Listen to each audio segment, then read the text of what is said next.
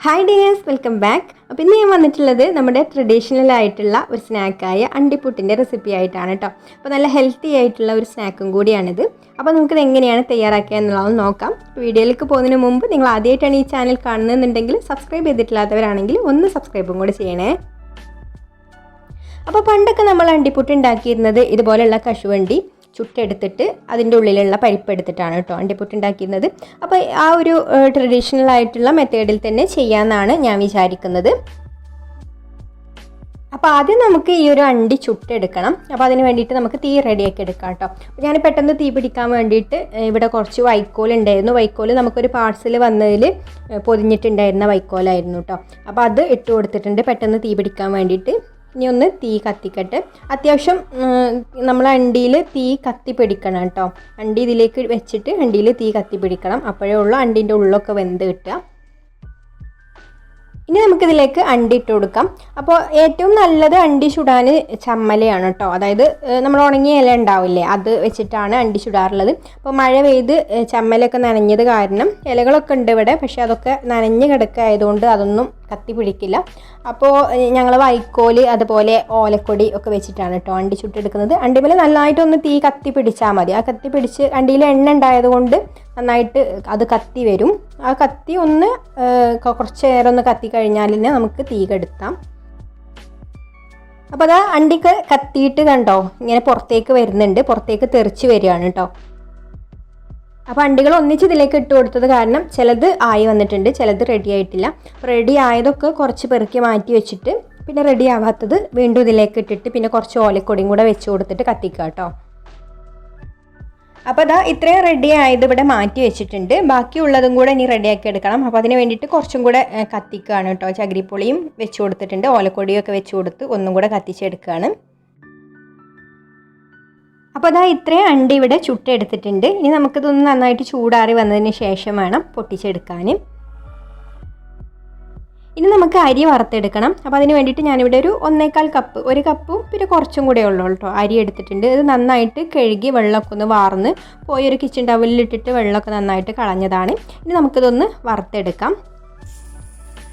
അപ്പോൾ അതാ വറുത്തെടുക്കാൻ വേണ്ടിയിട്ട് ഞാൻ ഈ ഒരു പാത്രം അടുപ്പത്ത് വെച്ചിട്ടുണ്ട്. ഇനി നമുക്കിതിലേക്ക് അരി ഇട്ട് കൊടുത്തിട്ട് കൈയെടുക്കാതെ ഇളക്കിക്കൊണ്ടിരിക്കണം കേട്ടോ.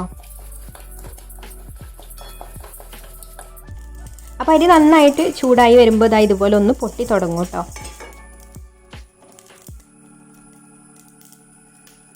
ഇതുപോലെ കൈയെടുക്കാതെ തന്നെ ഇളക്കിക്കൊണ്ടിരിക്കണം കേട്ടോ. എന്നിട്ട് നമുക്ക് ഓരോ അരിയും പൊരിഞ്ഞ് വന്നതിന് ശേഷം ഒന്ന് കടിച്ചു നോക്കിയാൽ നന്നായിട്ട് പൊട്ടുന്നുണ്ടെങ്കിൽ നമുക്ക് ഫ്ലെയിം ഓഫ് ആക്കാം.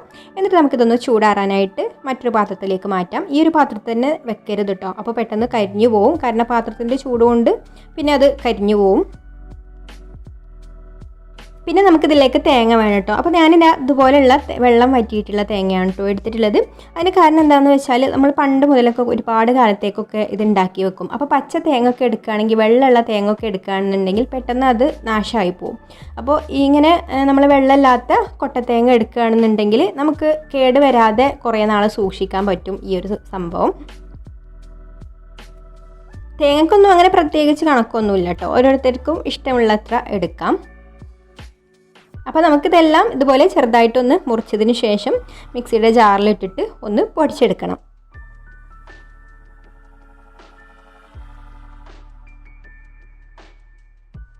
അപ്പോൾ ഇതാ നമ്മുടെ അരി വറുത്തതും ഞാൻ ഫാനിൻ്റെ അടിയിലൊക്കെ വെച്ച് ചൂടാക്കി എടുത്തിട്ടുണ്ട് കേട്ടോ. ഇനി നമുക്ക് ഇതും കൂടെ ആ ഒരു മിക്സിയുടെ ജാറിലേക്ക് തന്നെ ഇട്ട് കൊടുത്തിട്ട് പൊടിച്ചെടുക്കാം.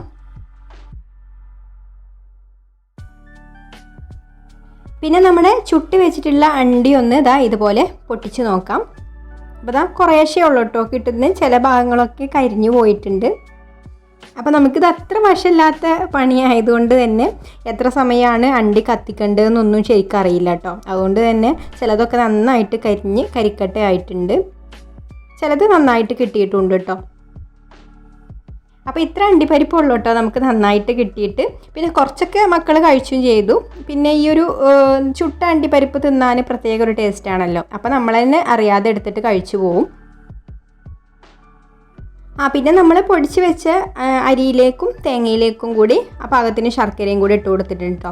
അപ്പോൾ ശർക്കര മിക്സിയിലല്ല പൊടിച്ചെടുത്തത്. മിക്സിയിൽ പൊടിച്ചെടുക്കുകയാണെങ്കിൽ അത് ആകെ ഒട്ടി പിടിക്കും. അപ്പോൾ ഞാനൊരു കവറിൽ ശർക്കരേൻ്റെ അച്ചിട്ട് കൊടുത്തിട്ട് പിന്നെ നമ്മൾ ഉള്ളിയൊക്കെ കുത്തുന്ന കല്ലുണ്ടല്ലോ അതുകൊണ്ട് കുത്തി പൊടിച്ചിരിക്കുകയാണ് കേട്ടോ.